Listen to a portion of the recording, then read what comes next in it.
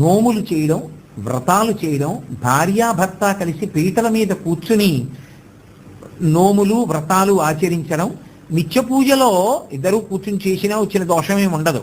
పీటల మీద కూర్చోవడం అంటే పుట్టింటి వాళ్ళు బట్టలు పెడతారు, అది ఏదో నైమిత్తికానికి సంబంధించిన కల్పంతో ఉంటుంది.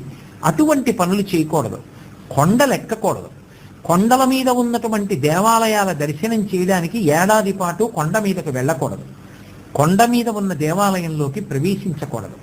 పండుగలు మొదలైనటువంటి సంబరాలు చేసుకోకూడదంటే బలవంతంగా మనసు నిగ్రహించమని కాదు. అయ్యో నా గురించి అంత వెంపర్లాడిన ఆయన వెళ్ళిపోయాడే, కనీసం ఒక్క ఏడాది నా చిన్నతనంలో అంత డబ్బు లేని రోజుల్లో కూడా నా కోసమని నేల టపాకాయలు కట్ట, తాటాకు టపాకాయలు కట్ట పట్టుకొచ్చి నన్ను దగ్గర చెయ్యి పట్టుకుని టపాకాయ కాల్పించి మా నాన్నగారు